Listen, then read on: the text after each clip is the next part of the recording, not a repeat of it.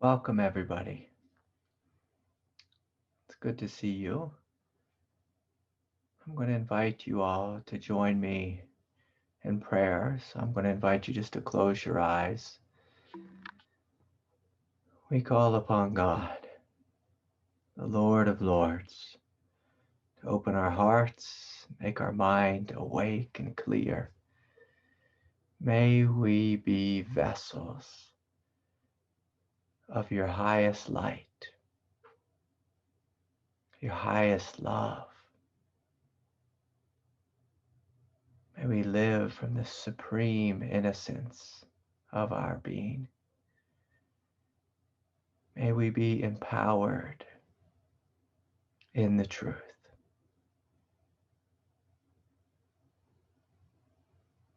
May our hearts be kind, compassionate, and forgiving, and yet strong in these times of darkness. And so I'm going to invite you just to take a couple deep, full breaths.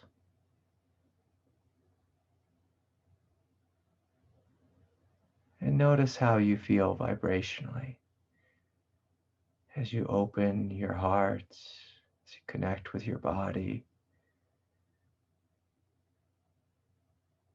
As you begin to lift yourself up before God,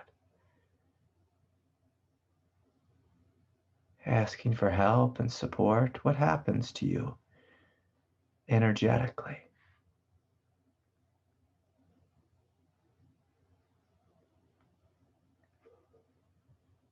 And so we're breathing in and breathing out.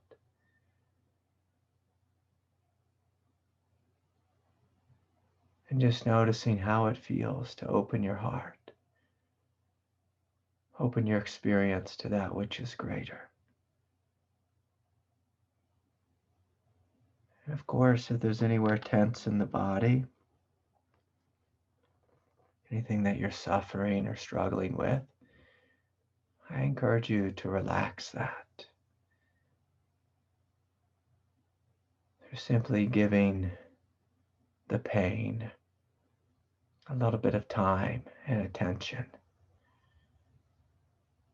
Inviting the grace of God to flow down into you. To flow down into you.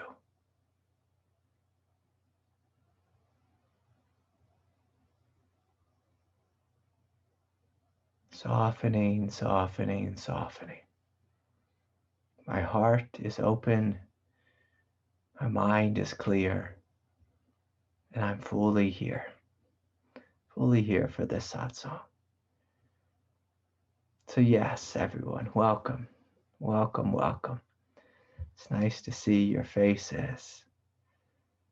And if your eyes are open, if you'd like, in the little chat section, you can just type your name and where you're from. It's nice for me to see your beautiful faces and where you're from. And so, while you all are doing that, I'll just take a moment here and get set up, see if I can figure out all my technology here. Let's see.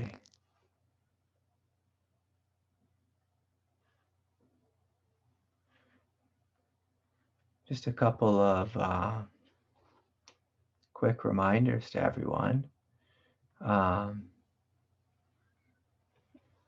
There's a retreat coming up, December 18th through 20th. I'm going to welcome all of you to join.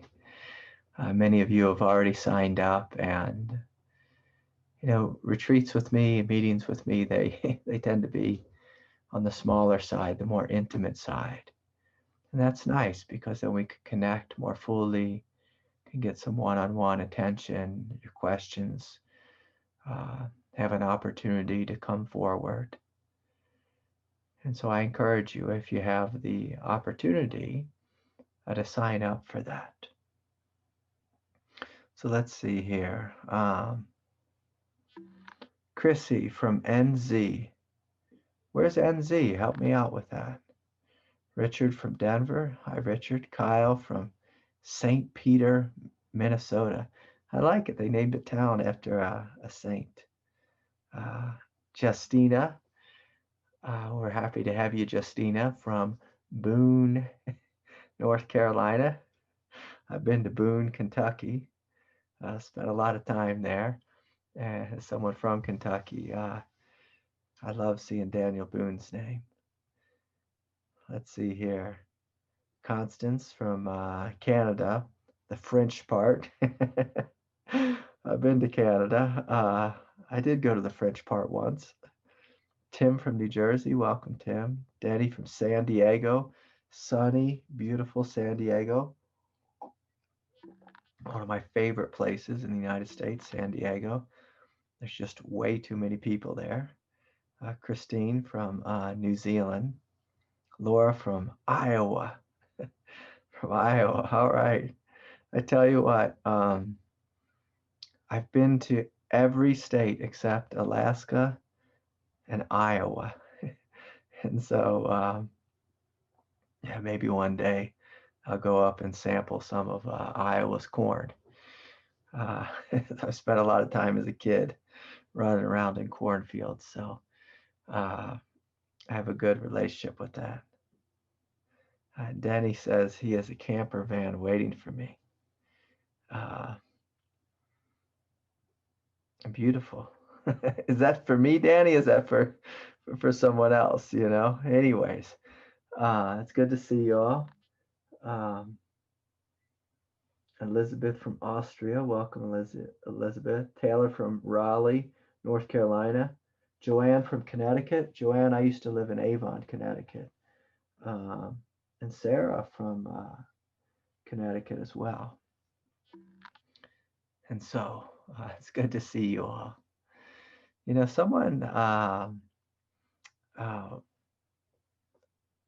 asked me a question today that brought up something that's something that I've sat with for a long period of time, and I thought I'd just read the question.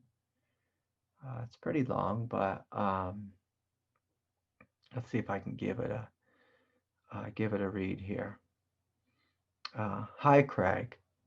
The question I have is, how deep is your commitment to non-harm? I think about this in relation to the military.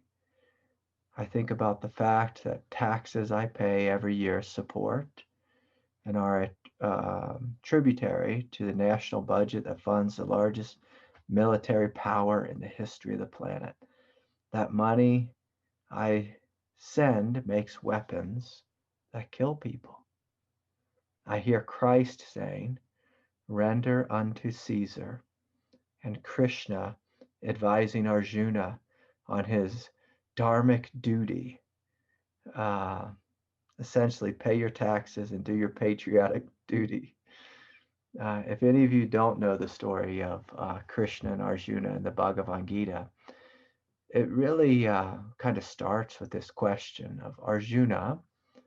I believe he was a general, like a great general, and he started to wake up to his goodness, his innocence, his innately peaceful and divine nature.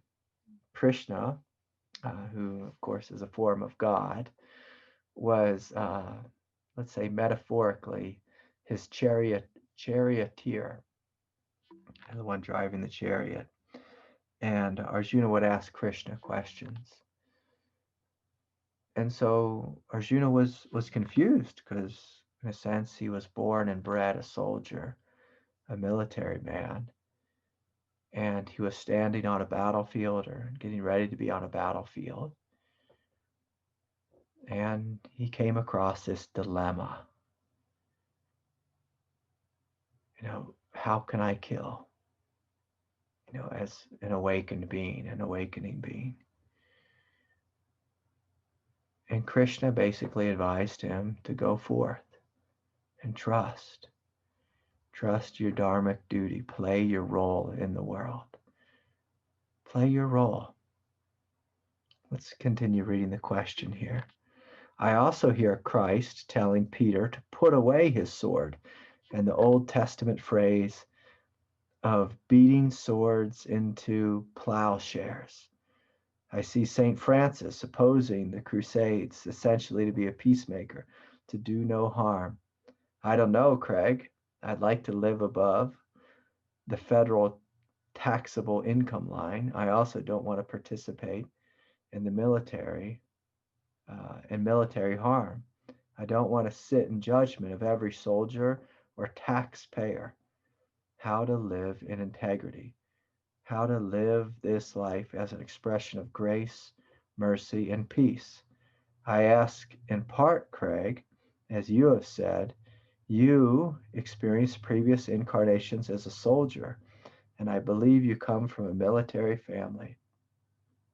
Yeah, this is something I've struggled with personally, and one of the things I'm going to invite for all of us here this evening is that there's many times on the path. If you mature, if you take the path seriously, you will come across a dilemma. You'll come across something you don't understand. You'll come across something that makes no sense. And your mind will struggle with it. And that's normal. That's good for your mind to struggle with such things. Now, what the mind is wanting is the right answer. Because if you step back from the machinery of the mind, and if you notice, how do you feel in your body when you don't know the answer to a question? How do you feel? For most of us, it's an unsettling, disconcerting experience not to know the right answer.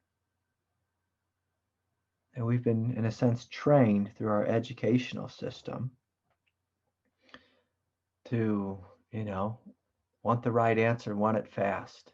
I can remember as a young kid, I was quite smart in school. I say once because God took so much of my mind and my memory away. I don't identify with being smart anymore. I identify more with being empty.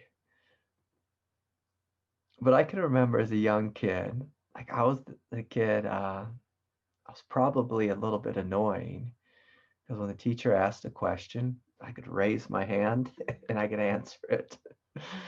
If he gave me a multiple choice test, I got like a satisfaction out of getting all the answers right.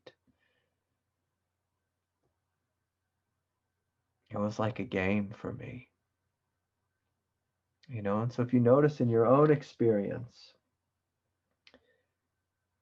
the mind feels good, the body actually feels good when you have the right answer.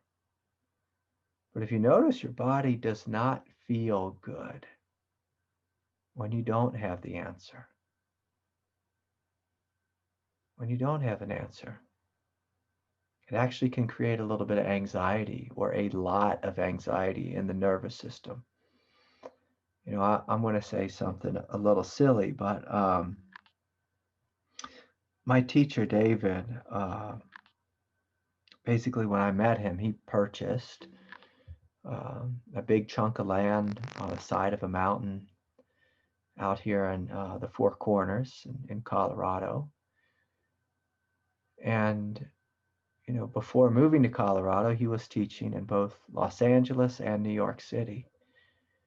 And so basically, I'll say something a little biased, but he was teaching to city folk. And when they would come, I'd pick them up at the airport, and they'd come out for a visit, for a retreat, and they'd set foot on the land.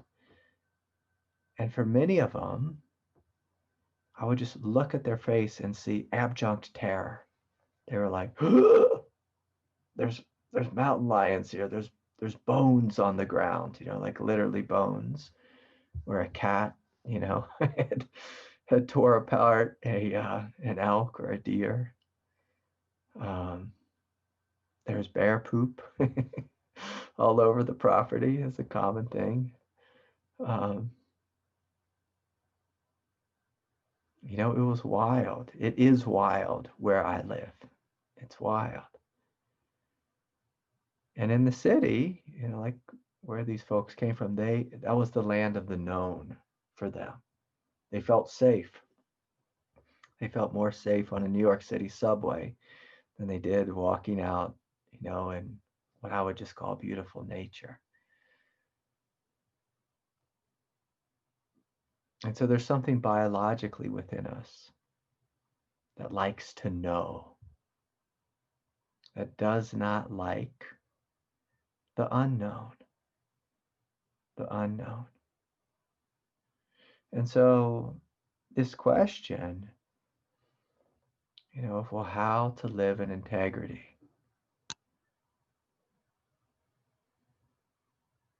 Integrity is simply a matter of the heart, which is a different kind of mind than philosophy,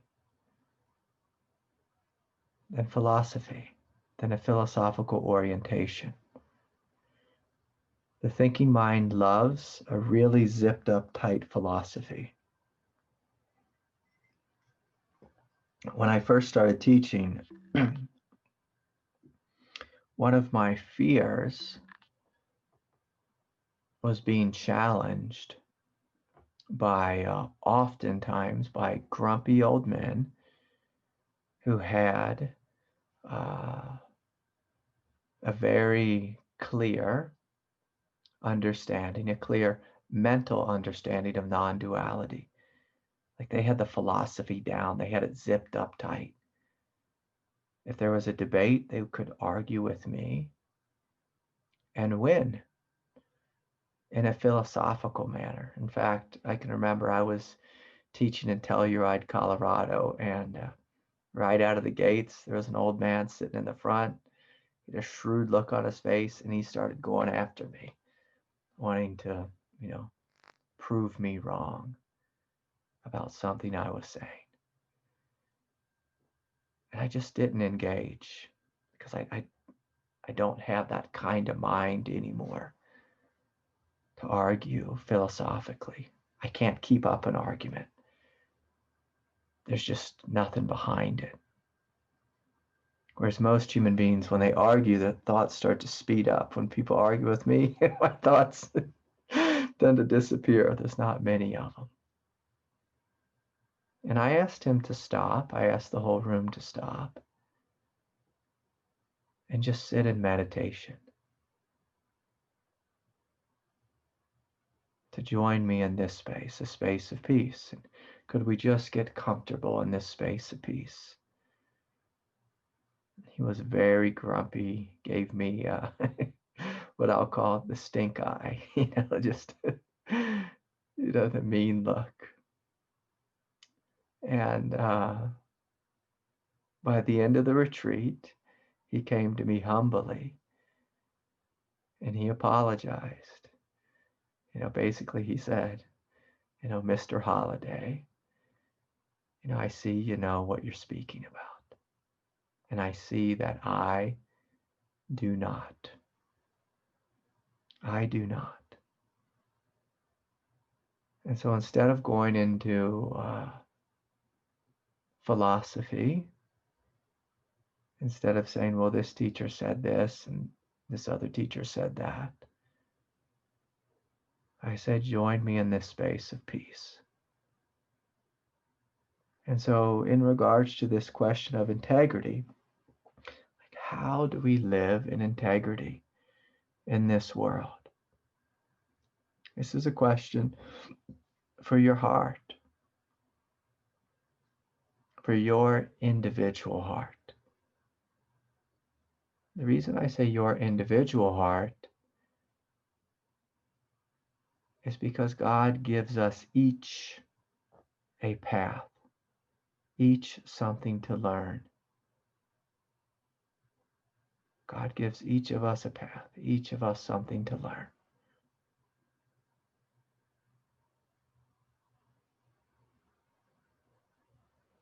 And sometimes part of our dharma is to be a soldier,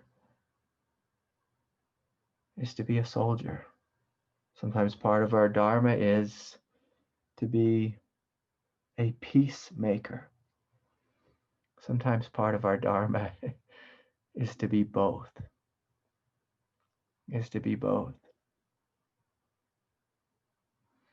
What the mind likes is, it likes a clear answer. When it has a clear answer, then it relaxes.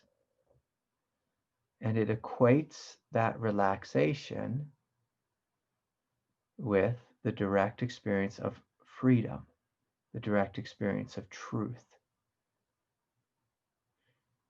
And so I'll give an example of that just to clarify a little bit. If you're sitting in meditation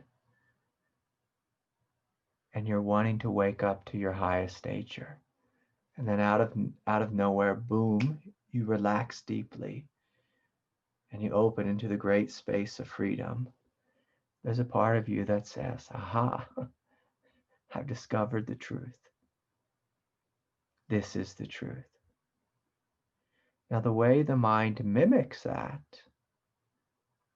in a very similar way, in an unconscious way, is if your mind is desiring something, say a chocolate cookie, if you give it a chocolate cookie, it relaxes and you have a temporary experience of peace.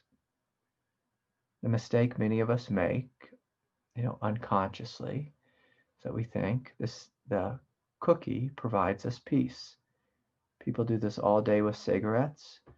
I'm anxious. I just need a cigarette. I have a cigarette. I experience peace. The cigarette provides me peace. They do it with sexual intimacy, with buying, cars or clothing or whatever it is. And we make this fundamental mistake that if I have the answer, if I satisfy my mind and I experience peace as a result of satisfying it with a clear, direct answer, then that's the truth. That's why people love really zipped up philosophies. That's why people love or identify so fully with their political party. I know who I am, what my life's about. And because of that, I can relax. I can let go. I know what the truth is. I don't have to struggle with it. But that's not the truth. The truth is not the quick answer. It's not a philosophy. In a funny way, I've told this story many times, but I was asked to teach at Vegan Fest, I think 2 or 3 years in a row. So I'd sit down in a room with, anywhere between 200 and 400 righteous vegans who thought that veganism was the one and only way. And to their utter shock and dismay, because they paid me to come, I would say veganism is not the one and only way. It's not. It's not. For me, in my heart, at that moment in history, I said, I believe in veganism because that's what my heart is telling me. But I don't believe it's the ultimate truth for every human being on planet Earth. I know it's not. I know it's not. And so with these big existential questions like, how do I live in a way where I cause no harm?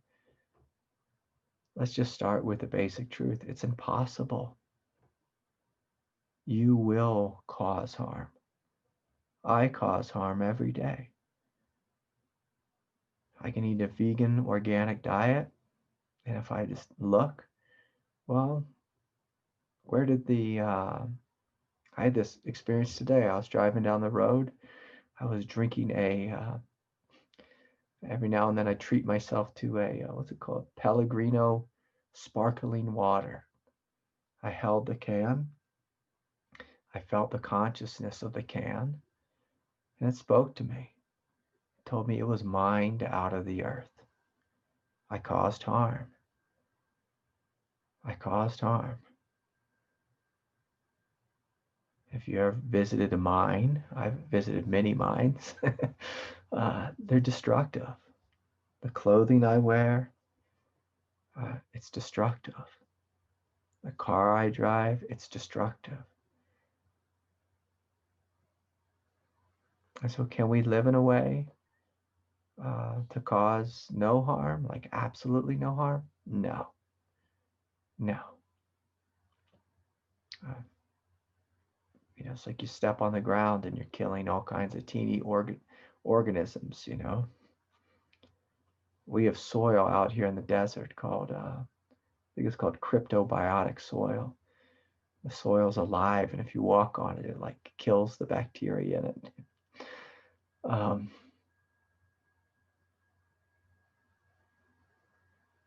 But for me, the question was, well, how can I live in a way that's true?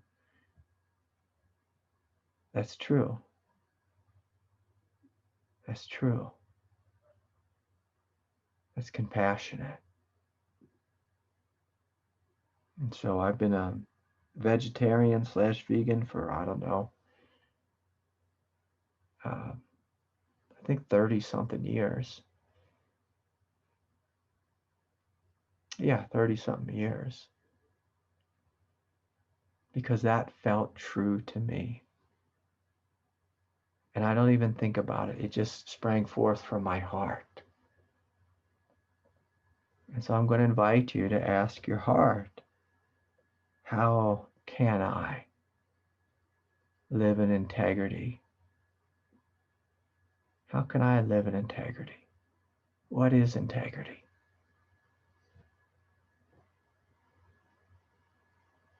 How can I live in a way that's kind and loving?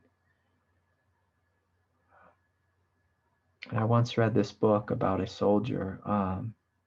Actually, he was a humanitarian fella. He worked for the UN.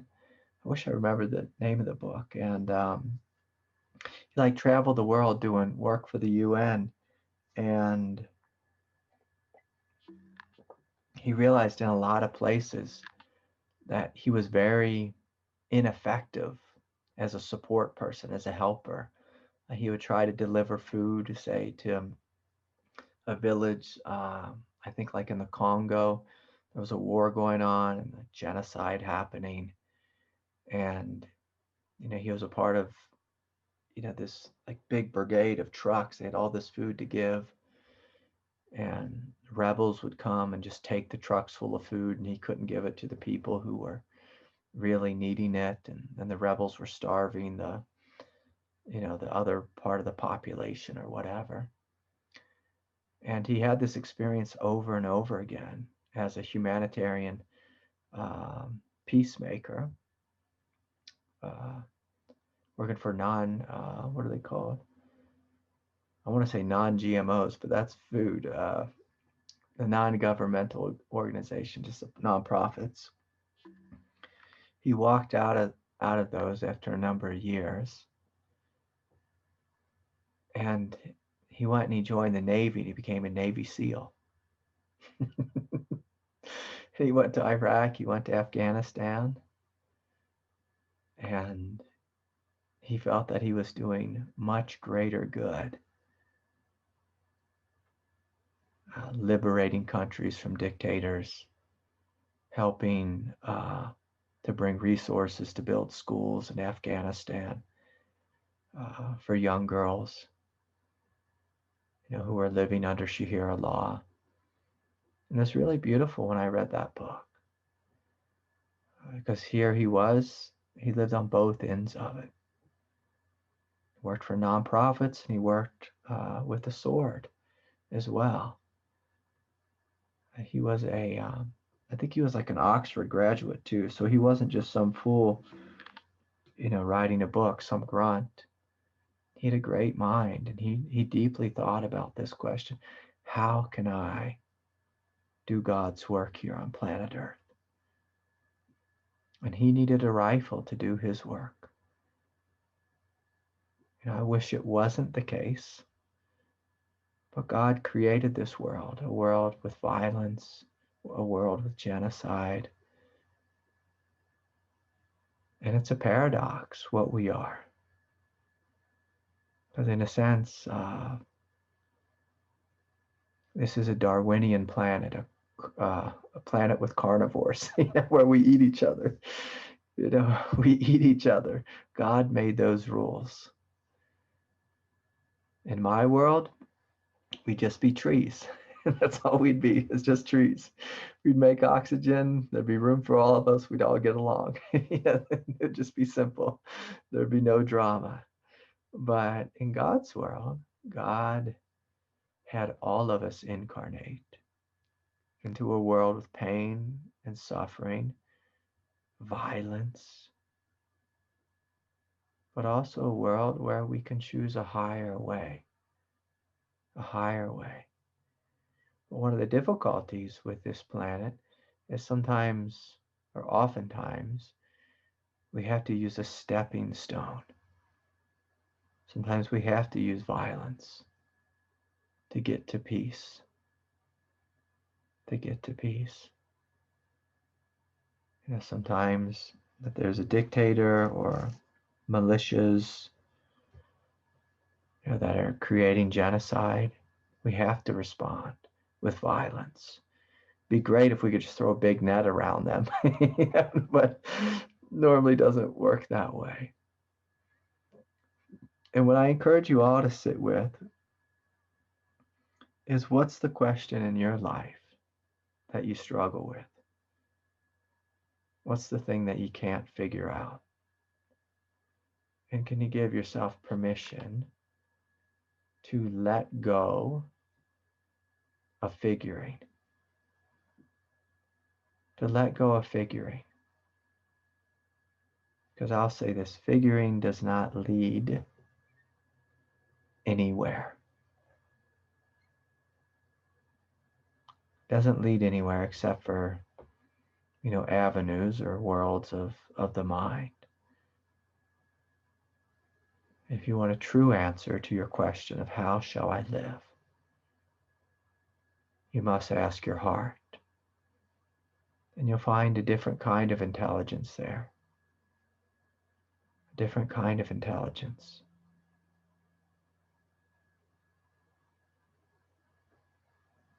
I don't mean your emotional heart. I mean your true heart. And so these are the two great questions: is who am I? And this question here is, and how shall I live? So all spiritual questions tend to boil down to those two. Who am I? Like, who am I? Am I this mind and this emotional nature? Am I this personality? Like, what's here that's awake and can see the mind, can see the personality? What's here that's greater than those? And then from this space, how shall I live? Who am I? And how shall I live?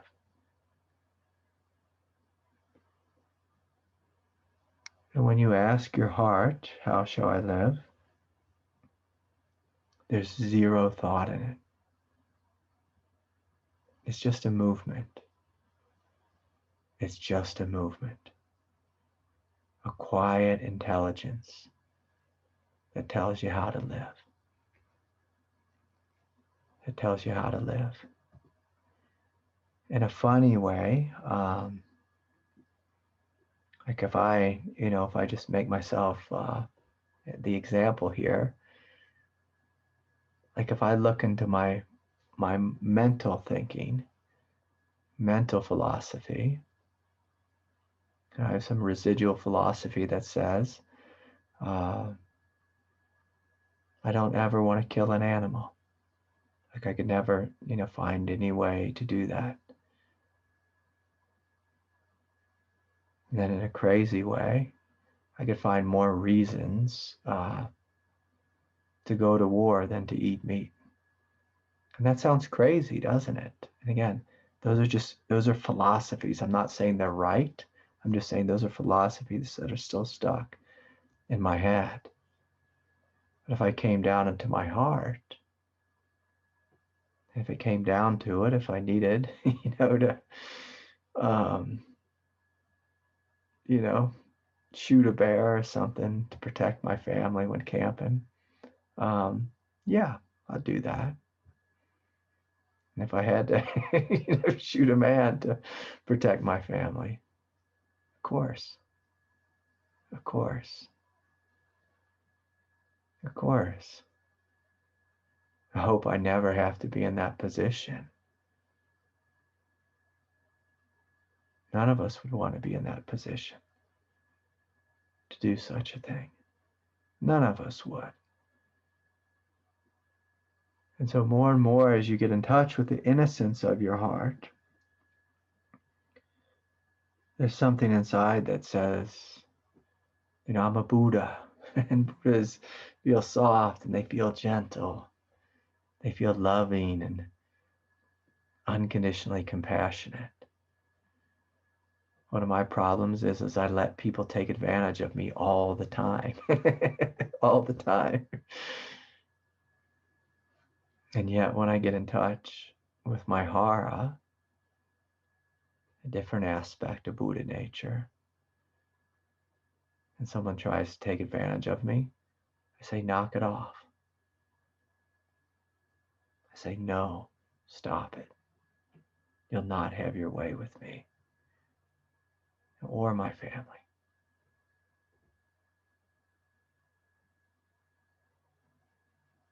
And so this question of integrity, who am I? How shall I live? You come to a clearer answer the more directly connected you are with your true heart and your true strength. If you get in touch with your emotional nature, this last political year, I've heard people say the most violent things about fellow Americans, about shooting and killing other Americans, which is crazy. That's our emotional nature. Actually, a couple hours ago, I was going downtown to meet my daughter. And there was a pickup truck Trump rally, Trump parade. It's where people get in a big line of trucks with Trump flags, and they're just driving down Main Street, hooting and hollering, Trump 2024. I haven't watched the news in a while, but I think the election's over. And it just showed, like the fieriness of people's emotions. People get fired up. They don't want to let go. They don't want to admit defeat. They want to fight and fight and fight. On both sides. On both sides. I can also say, something on the other end of the political spectrum. I'm out in the woods, and my daughter and I were hiking, way out somewhere. And we'll come across people on the trail just occasionally. And they're hiking with a mask on. And I'm like, take your mask off. You're in the middle of nowhere. There's no one breathing on you. Take the thing off, breathe the air. And so we hold on to our views so tightly, so fearfully. Both sides. Can we relax? Can we let go? Can we be with our direct experience? Of the truth. of the truth. And so anyways, I could go on and on. I love this question. The question of, it's another question of also, if we look deeper, it's, or another way is, like, what kind of world do we live in? What kind of world? We have to keep in mind that, you know, we may have very absolute views of reality, of morality, of ethics, and this and that, but God gave us this world. God gave us a world where people kill to eat. God gave us a world where people kill each other, sometimes with stones, sometimes with bullets, sometimes with bombs. That's the world we're born into. And I would love it if we all could get together with the ascended master John Lennon and sing Kumbaya, you know, but you know, sometimes we need to go in the streets and protest. Sometimes we need to pick up arms and fight. Sometimes we just need to sit in meditation and send love in every direction.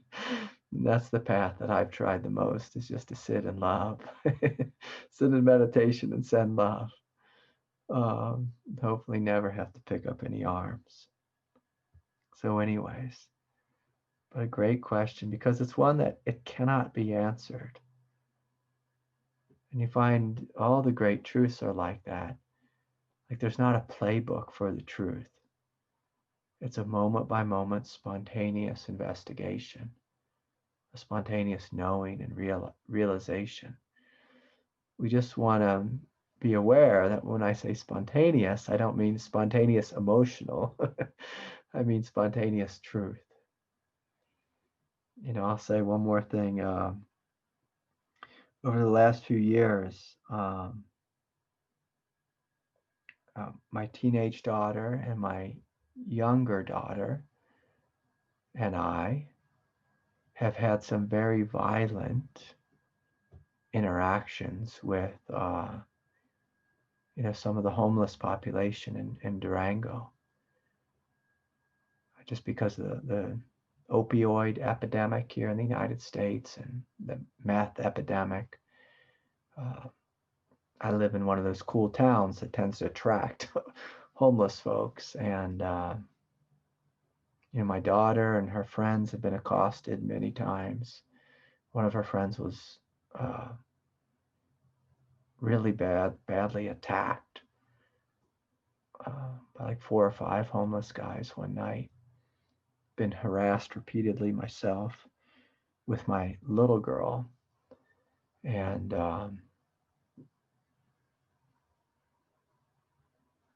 I started to notice that I was developing some ideas about a classification of people called homeless. And then yesterday I was sitting in my car. It was really cold last night. And I just made eye contact with a fella who didn't have a home. And it was like all those ideas that I had that were conditioned from these terrible experiences that my family and I have had. It fell away, and I just saw this man with love. Just great love. Just great compassion poured forth from me for him. Saw him as human and as divine, and as my teacher, and as an opportunity to awaken again out of a new belief that I had developed from some experiences. And so this is part of being human, is sometimes we get beat up and we form assumptions. And then life helps to awaken us out of those assumptions, if we're conscious. So anyways, beautiful question. I love paradoxes. I love things that are unanswerable. The only true answer will come from your heart, my friend. Okay, Richard. Let's see if I can unmute you. Hello. Okay, you there? Yeah, can you hear me? Yeah, good to see you, Richard. Great, good to see you too. And everyone else. Hi there. Zoom, Facebook. So good to be with you. So two things, Craig. The first one is a comment, the second one is a question. The first one was regarding your answering of my question last week. And I wanted to say real quick, a lot of it was very helpful and useful, but at a particular point in answering the question, you said it's almost as if you're saying that God is an incomplexity. And I think it was right to challenge the assumption because I think it was there in the question. And that was the most valuable thing that you did. I just wanted to note that because I think that that's so powerful. Sometimes it's challenging the assumption or just what undergirds the question. It just helped me to kind of dissolve a little bit and be like, yeah, I was a little riled up when I asked that question, huh? Like it came from, and that just helped dissolve that. And I just kind of settled in. So nice. Okay, now my question. So, so as I've gotten a little older, I'm 28 now, 28 years young. I noticed that I am diffuse. I have an inclination to be diffuse. Um, and at this point in my life, I'm recognizing, wow, I gotta simplify and invest. I gotta simplify and invest. My energy is too spread out. My attention is too spread out. What does it mean to come in and come down? I think that that's a movement towards a kind of maturity as well. But in the deeper question, it really has to do with like mm, kind of like embodiment, kind of like making choices, like the word decision. In the root of that word is to cut off from. And when you decide, you cut off all other possibilities that you could have decided in this moment. You choose this one. It's a kind of commitment where all else drops away. And I would just love for you to speak to that. I get that I'm kind of saying a lot. I hope that you can just sense into what I'm talking about here. And I just love to hear you riff on it. So thank you. Yeah, yeah, of course. Um,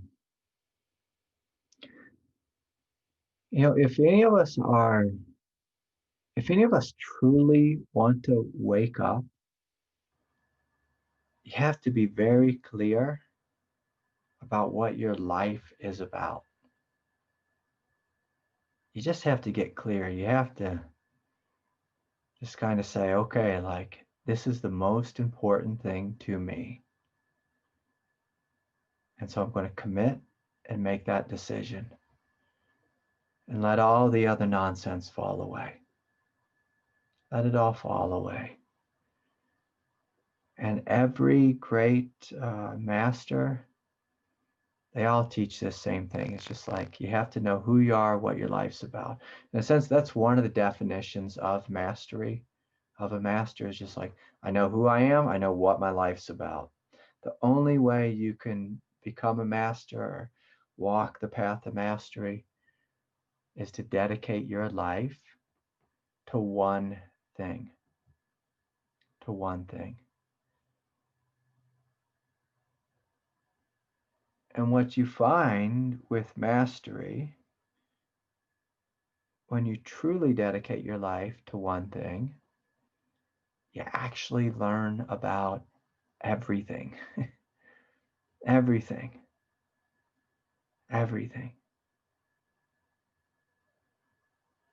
And so,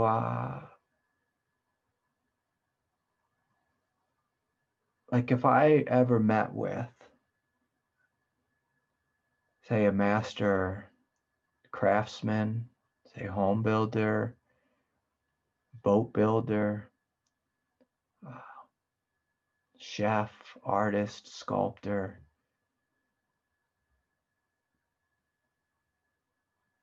someone who's done something for 30 years, 40 years, or a great, meditation master, they all tend to have the same kind of mind. They're one pointed, they gave themselves fully to their path. And in a really funny, ironic way, they all came to the same truth, the same realization of truth. they were able to learn, about patience, about freedom, about letting go, you know.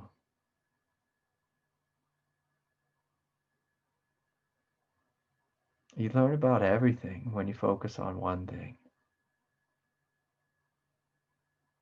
You just do.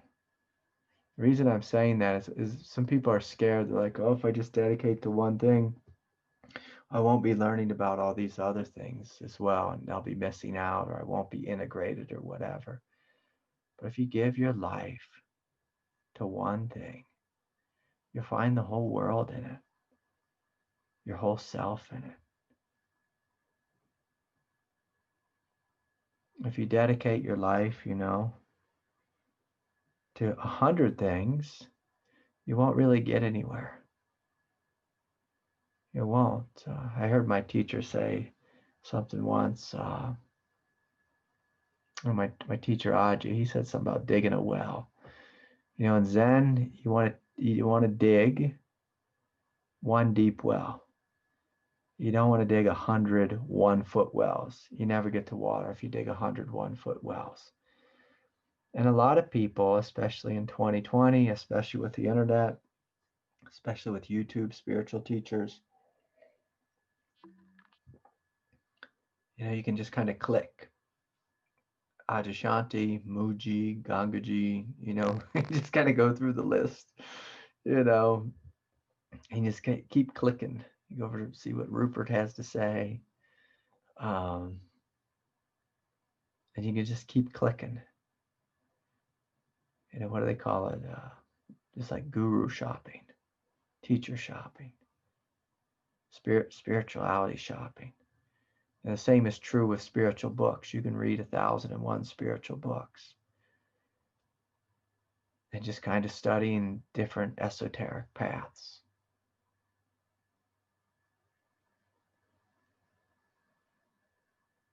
But I encourage all of us to find a path that resonates and go deep there. Stick around and see what happens.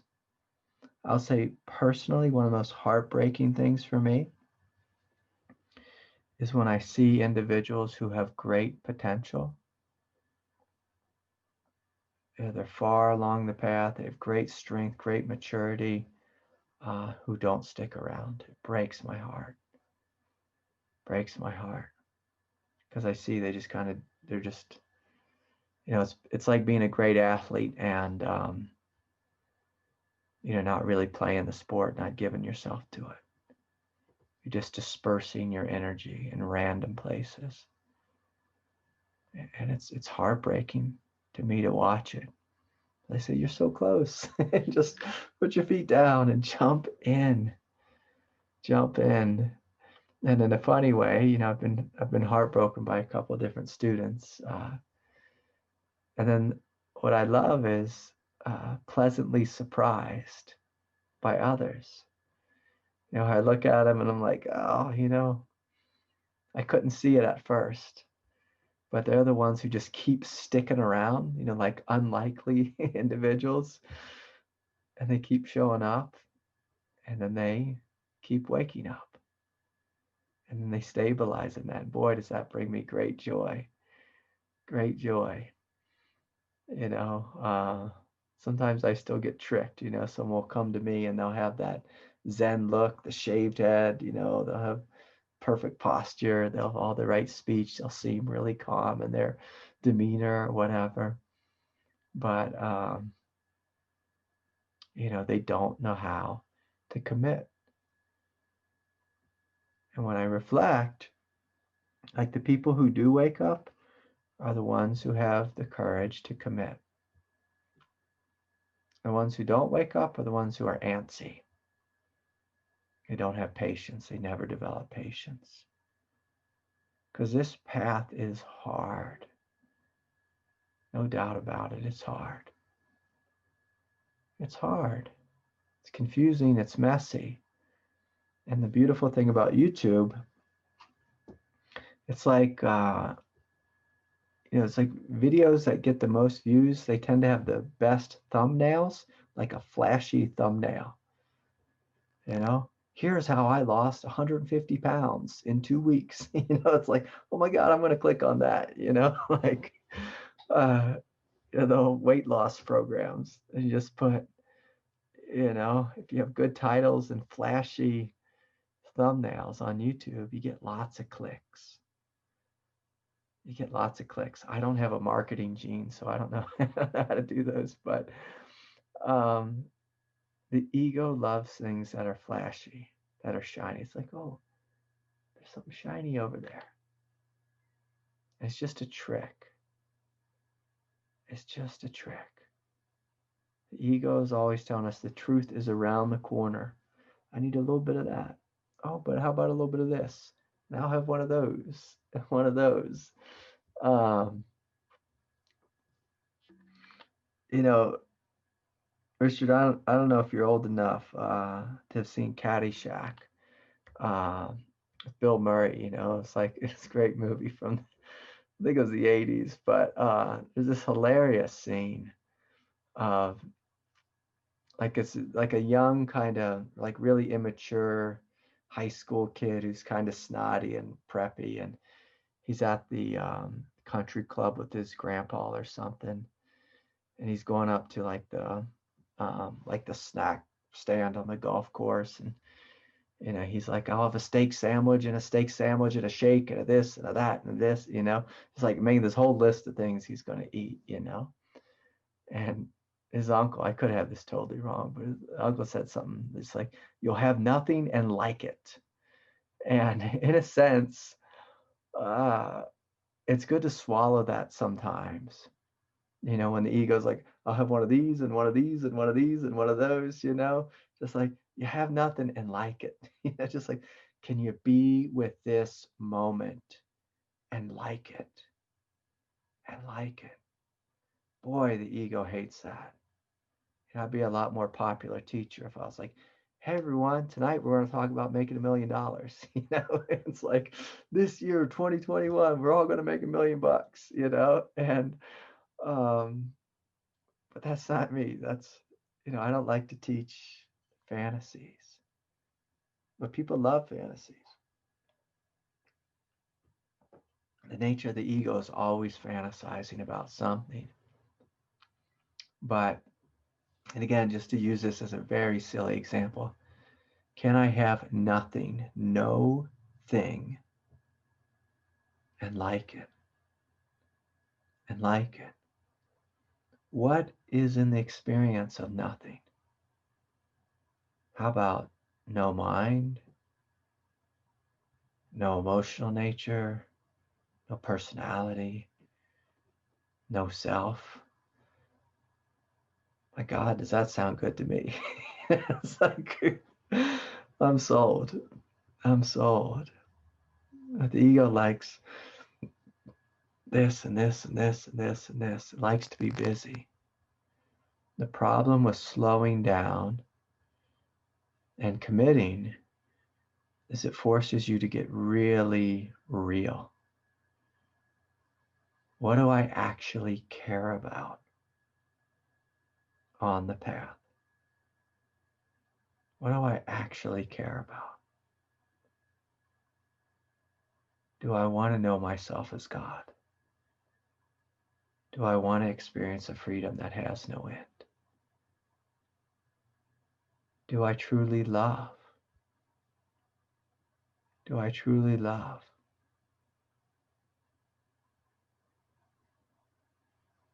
You know, like this question before about, you know, basically it was Craig, what's your experience of no harm? What's your relationship with no harm? I like to ask it a different way. Lord, will you make me a conduit for your peace, for your truth, for your love? Can I surrender my ideas of what I think no harm means and let you show me, Lord, how you want to lead me, how you want to guide me? You show me the way. So the ego says, I'm going to show myself the way. I was reading this Christian book the other day on prayer. It's by Simon Tugwell, I think his name is, a Christian priest from many years ago. And he kept saying this line that, that I was really struggling with. I was like, what does he mean by this? He said, most humans, they think they're gods. They think they are God. They want to be God. And I was like, what does he mean? This isn't sitting right. And then I kept reading and sitting with it, and I realized, oh, the ego thinks it's God. It thinks it knows the way. It thinks it knows what the answer is. It thinks it knows what integrity is. It thinks it knows what the truth is. It thinks it knows what the law is. In a different way, in response to Richard's question, the ego thinks its desire should be placed above all else. I have a desire for a steak sandwich and a steak sandwich and a milkshake, and that should be first and foremost. I shall have a milkshake. I shall have a steak sandwich. And it doesn't consider, say, for example, the life of the cow. It doesn't consider the experience of eating, a steak sandwich and a milkshake and what that'll do to the body. It doesn't consider. Whereas when you're connected to the truth, you ask, like, what do I truly want? Do I want to be healthy? Do I want to be happy? Do I want to be free? Good. And what if I walked in that direction? Just walked a very clear line in that direction. And if we fall off the path, forgive yourself, and hop back on. Hop back on the path.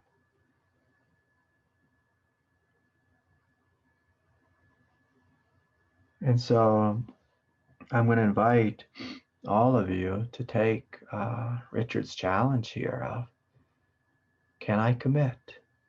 Can I be decisive? Decisive. Can I be decisive? I can say this, as someone who has an egoic nature that has catalyzed or crystallized rather around the Enneagram point 9. 9 is a place where you can see the big view, and from the big view, all the doors are open. And one of the most scary things for a 9 to do is to only walk through one door. 9s like to not walk through any doors and just look at all the open doors. And there's a funny thing in that. It's like all the possibilities are open.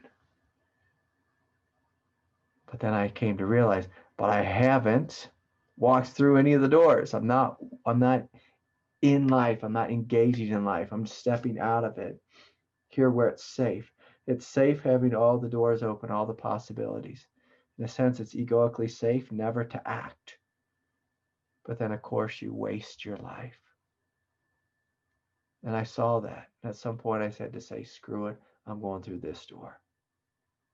And I'm going to walk all the way through it and not look back.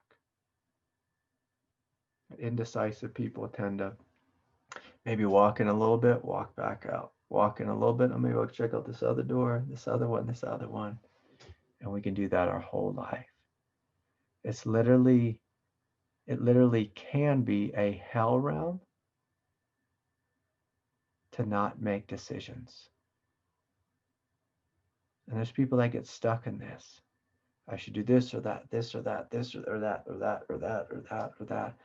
I talk with people all the time who drive themselves crazy, literally. Judging themselves, attacking themselves, who become inoperable, non-functional. But God wants us to commit to our path, to our Dharma, to jump in. It's the only way you'll get anywhere is if you jump in. Thanks, Richard, for the question. It's beautiful. Here's a question. Hi, Craig. This is from Kyle. I know a lot of questions about Kundalini are about how she behaves in the body and the subtle body before she fully awakens. My question is about how you experience the actual awakening. Also, please speak about how you experienced life and awareness the first few months after yours fully awakened, and specifically about how to integrate it as well. Thanks so much. Yeah.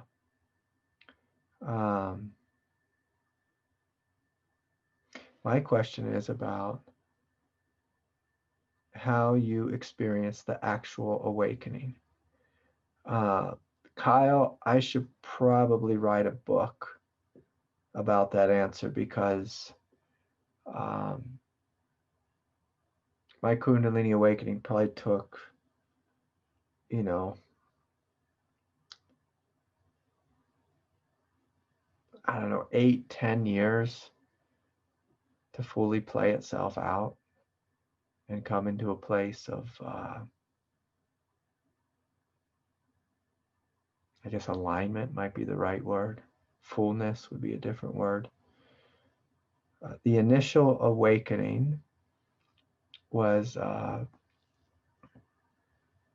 violent, it was messy, it was crazy, it was bizarre. It sent me into all kinds of states of consciousness and samadhi, and my body shaked and trembled and was explosive, and I had seizures and I became non-functional. And so was that the awakening? I don't know.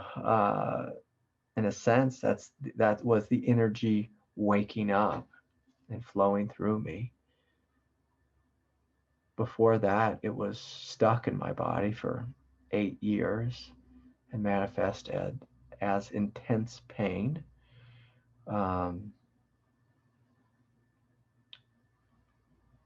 first few months after yours fully awakened, the first few months was like where it all came into alignment was just absolute euphoria. It was ridiculous euphoria.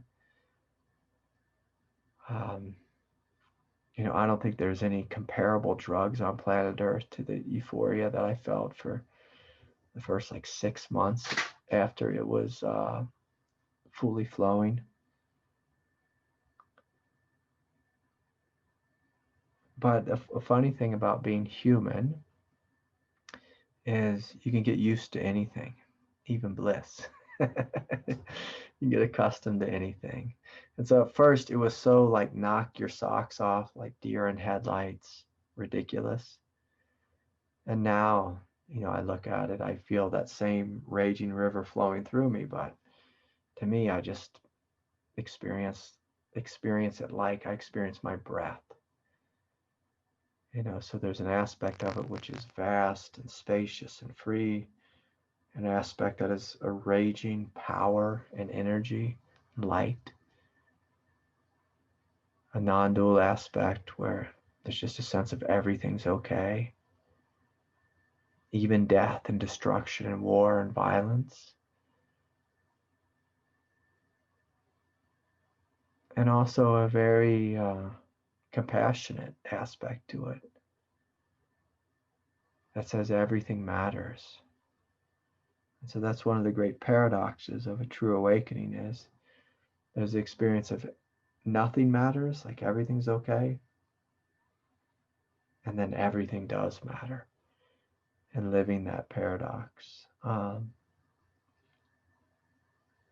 Specifically how to integrate it as well. That was another part of his question.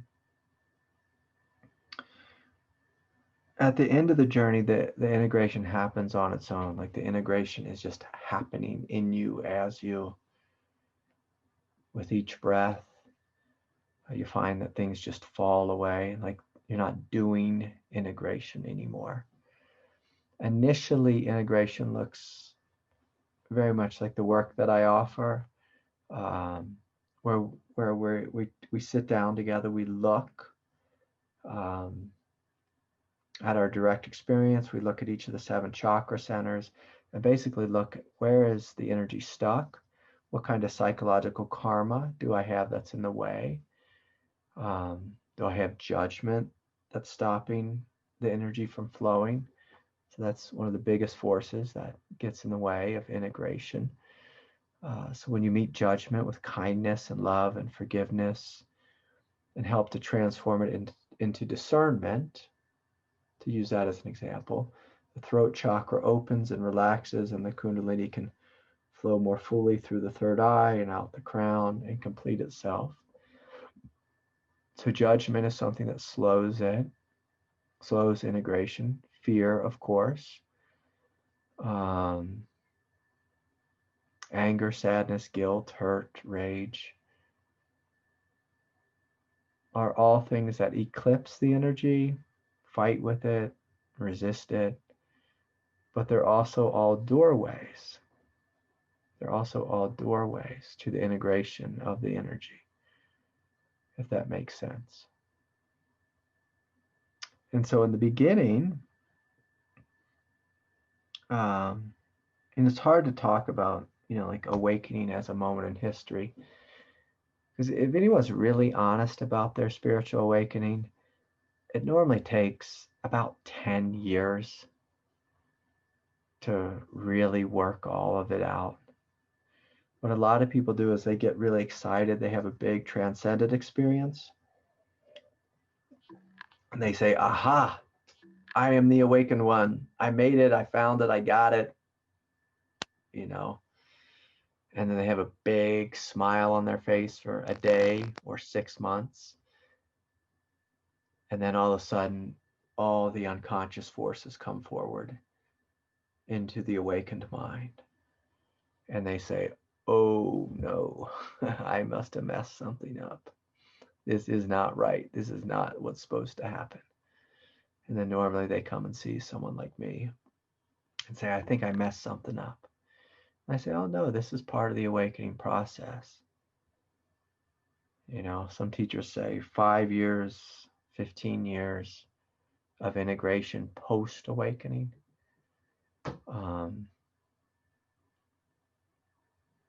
And I don't mean that to be discouraging anyone. It's actually really humbling, and it keeps us safe. Keeps us safe. If we think, I'm awake because we had a big experience, and then it's followed by 15 years of, say, hell and trauma coming forward, or confusion that's coming forward to be healed, I think that's a great thing, because it keeps you humble, keeps you from being that like Messiah figure that everyone would love to be, which is a nightmare to go into that kind of mind. And if you look at, well, what does it mean to be awake in the world? And again, going back to that first question, a lot of times it means basically we're going to be a healer. And so we are going to sit with darkness. We're going to sit with difficulty. People think, oh, if I'm awake, I'm just going to sit in euphoria forever. No, that's normally not what happens. Euphoria may be in the background, but what tends to be in the foreground is, you're showing up bringing love, but you're walking in a land of darkness. And whether it's you're healing your own darkness or working with, if people are coming to you for healing, to me, it's all the same. It doesn't matter if it's Craig's darkness or someone else's.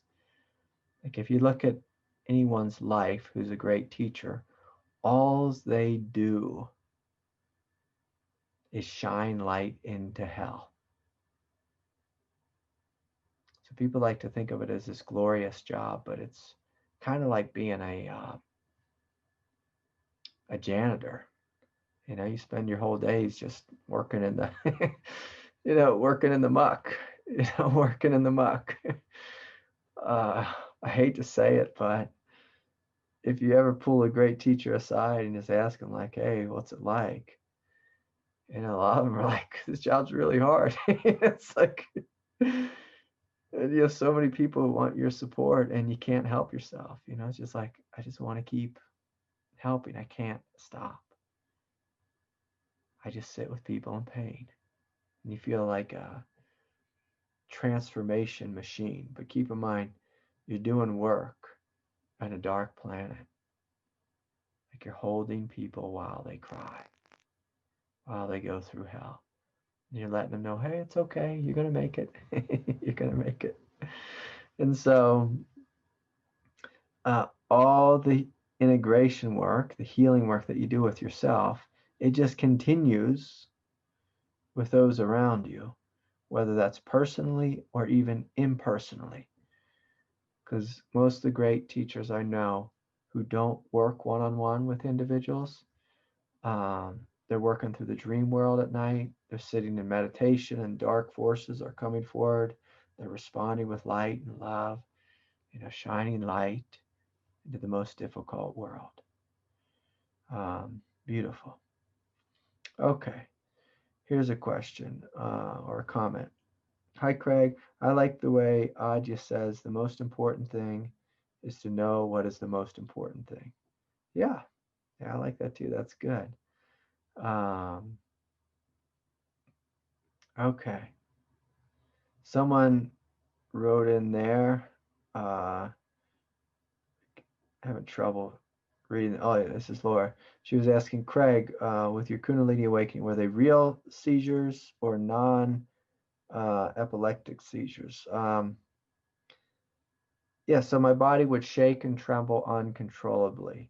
When I went to the neurologist numerous times, the neurologist kind of laughed at me and said, I've never seen anything like this in my, 40 years of practice. This is crazy what your body's going through. No, it's not epilepsy, but it's something big. That's for sure. And then she pulled me aside after she walked out of the door of her practice and said, whispered, I think this is Kundalini. But she couldn't say that formally, under her medical model. She didn't want to get in trouble. So anyways, okay, here's something. Hi, Craig. I want to ask about trust. I'm caring for my son, Aubrey, whose health has deteriorated since you spoke with him home some time ago. I often feel almost paralyzed to deal with the normal kind of responsibilities. Yeah. Christine, boy, do I have a soft spot in my heart for your son. He has a precious heart. A precious heart. He has a beautiful presence. What a bright light he is. What a bright light he is. And, this is one of the great mysteries that God has had us all incarnate into a world where we get sick sometimes. Sometimes we're born with a body that doesn't work. Sometimes our body works good for 20 years and then stops working. Sometimes we're plagued and afflicted with, forces outside of our control. And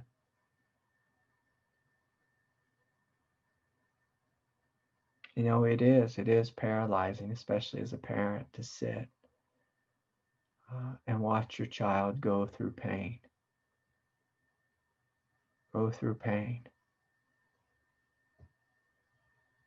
I've been in the hospital before and hung out in the chemo ward and seen, young children with leukemia, and it's like, I just freeze.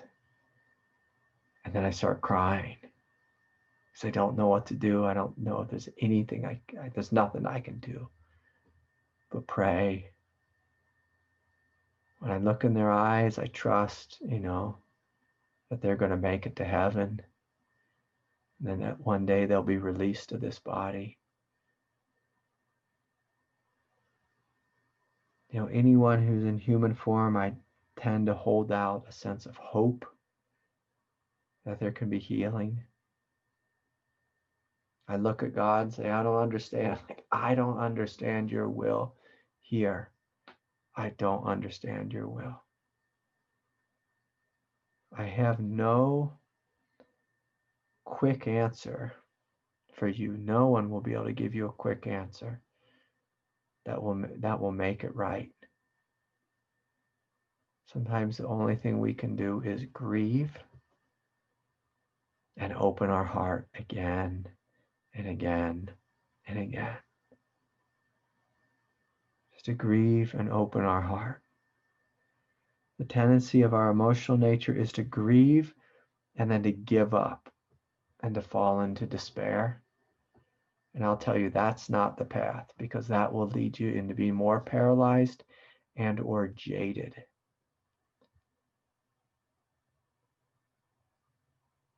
And we can't be jaded. You can't be jaded. Your heart's too open to be jaded. It may become jaded sometime. When you see great pain, you see your boy suffering, it's like, and God will do this to us. To most anyone on the path who's deeply mature will come to a place where we are given something that makes no sense, 0 sense. And we'll do everything to try to fix it, heal it, make it right, and it won't work. And it won't work. And it's in the not working, like right on that edge, God is trying to teach us something, show us something. And it's a brutal teaching. It's brutal. Again, here's one of the things I don't agree with God on, but it's just something that God does. And so we're either going to argue with it or keep opening. Keep opening. And of course, eventually it will change. It will heal, it will open, it will release. One day, everything does. Everything does. Even if it's through the doorway of our own death, everything will open and release. But God is a brutal teacher. I'm not going to sugarcoat it. God is a brutal teacher. She brings us to our knees, to tears, makes us pull our hair out, makes us question over and over again. The only thing I can say is never lose faith. Never lose faith. When you lose faith, gosh, things get really tough, because then you're just left with your mind and your own willpower, and that won't carry you. That won't carry you. And so I thought, just from a place of love, maybe the Sangha, everyone can close their eyes, and we can invite a greater love, a greater healing for Aubrey. Lord, will you come into him? Will you uplift him? Will you heal his body? Will you hold him? Will you embrace him? Will you fill him with your light, your love, your health, your happiness, your joy? He's such a special kid. He has so much to give and offer. Can you come into him, Lord, and bless him? Heal him. Heal him. We do not understand why he's suffering the way he is. Will you come into him and heal him? Flood him with light, grace, and love and joy. This is our prayer. This is our prayer. I'm going to open the prayer up a little bit. Any of you in the Sangha, you can piggyback onto this prayer. If you're really suffering, let's invite you to be healed as well. You to be healed as well. This life is tough. And so we invite healing for you as well, love for you as well. God has no lack of love or compassion or grace. We believe in you, Lord. We invite you to bring forth your highest, your highest. In your name we pray. So thank you, everyone. A couple more questions here. Looking at the time, so I better I better get with it here. Here's a question. Here's a fun one from Lisa. Hi, Craig. Is it important to be given a mantra? No, it's not important. You don't need a mantra. Can it be helpful? Yeah, of course. A mantra is really similar to, say, the teaching that I was speaking with Richard about. Sometimes, not sometimes, most everyone who has a mind that's divided and all over the place. What a mantra does is just gives you a little pith, something to focus on. I was teaching to a friend of mine in Israel. We were sitting together, and we were looking for a mantra, and I just asked him what the Hebrew word was for heart, and he told me what it was. It sounded so beautiful, and I just said, how about that's your mantra? I would just breathe that in with every breath. Just say heart. And he did it for a couple weeks, and he came back and told me, my God, he felt so much love from saying that. For a good Buddhist, our mantra is simply focusing on the breath. We're just breathing in. We're focusing on the breath or the tip of the nose. It's just our point of focus. But yeah, it can be helpful to have a mantra, especially if you have a busy mind. Do you need a mantra? No. Can it be helpful? Yes.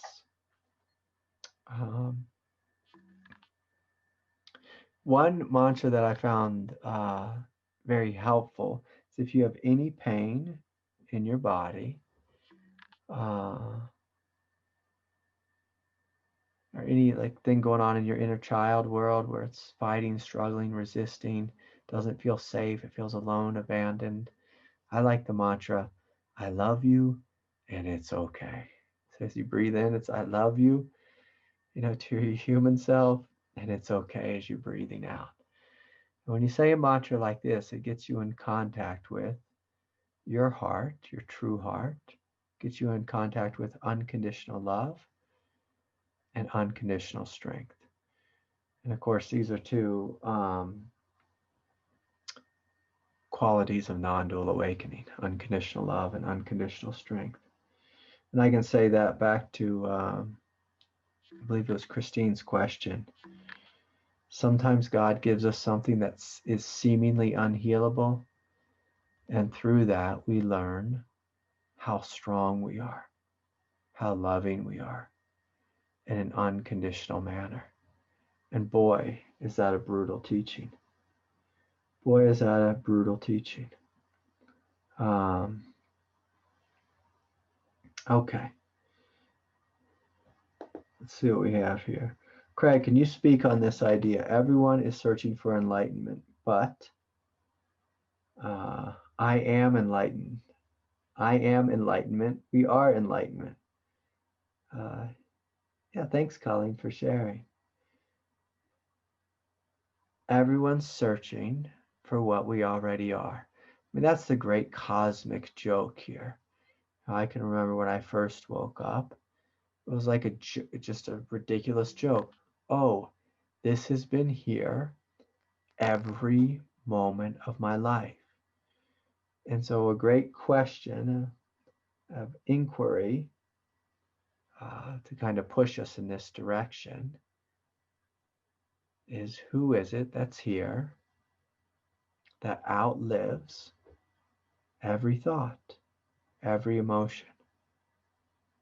Who is it that's here that outlives every thought, every emotion? Who is it that's here that's outlived every painful experience? What is that? What is that? So it makes it very practical, really in your face. Thank you, Colleen. That's the non-dual approach of just stepping right into it. I like that approach. It's quick, it's easy. A lot of people can't stabilize there because there's too much physical, mental, emotional pain, because this is a difficult world. You know, when we die and go to heaven, we can say, I am enlightened, boom. And you're just in contact with your divine nature. There's no body, there's no human mind to get in the way, there's no ego. It's simple. Here on planet Earth, for most of us, it's more difficult. Here's one from Jacob. Hey, Craig. How can one distinguish between egoic resistance holding us back from stepping outside our comfort zones for expansion, usually as thoughts, or resistance from our intuitive guidance system, higher self, saying no, usually as a feeling? Does it simply come down to listen to your feelings and don't listen to your thoughts? Yeah, Jacob, I like that. Listen to your feelings, not your thoughts. So I want to be careful here.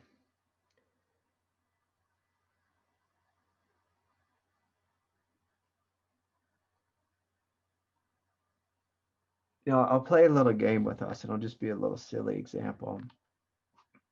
You know, I'm trying to be done with this whole election thing, but it's because I live in the United States. It's still fresh in everyone's consciousness.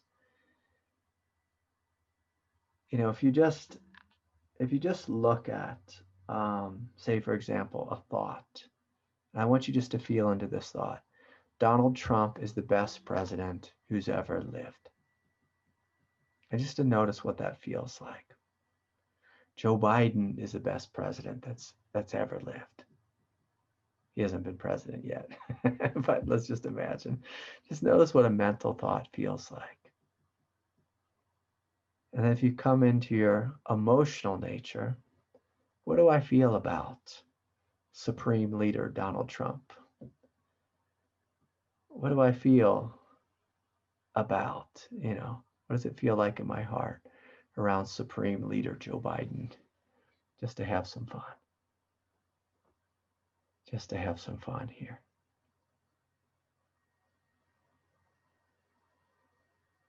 And just to notice, that's what a thought feels like, that's what an emotion feels like. And if you feel into your heart, in your intuitive heart, who is it that I want to vote for? If I could vote for anyone in the world, who is it? What is it that I want to vote for? What is it? What is it that I truly value most? And so if you feel intuitively into your heart, you'll notice that your response doesn't come with a political party, political affiliation, doesn't come with righteousness, it doesn't come with zeal. It comes just like with this gentle, cool breeze. When you have a thought about someone or something, you'll notice, you know, there's like a contraction in it, a tension in it. All thoughts have some level of contraction or tension in it. All mental thoughts. You feel into your emotional nature, all emotions have a subtle level of stress or contraction in them. But when you feel into your intuitive wisdom, there's no contraction in it. Even if your intuitive wisdom just says no. Even if it just says no. So I think that's what your question was about, you know, having to say no, the difference between no and the difference between resistance. So egoic resistance is a contraction. You feel that contraction energetically. Intuitive truth has no contraction in it. It has power in it, whether it's a yes or a no. And so that's how you discern. Intuition comes with power, comes with a force behind it. Egoic resistance comes with contraction. I hope that makes sense, Jacob, and I hope I understood your question correctly. And so I think I did my part in getting to all the questions. If I forgot your question, please forgive me. Just send it in next week. I invite you all to join us in 2 weeks to our upcoming retreat. We'd love to have you. And also, I just want to remind everyone this broadcast is supported by donations, and I truly, deeply appreciate your support. So thank you so much for sharing whatever kind of support, whether it's your heart, your good intentions, whether it's financial contributions, your smile, showing up every week. From my heart to yours, a deep bow of gratitude and respect. Thank you all so much. Have a wonderful evening. Everyone, take good care. Good night. Bye for now.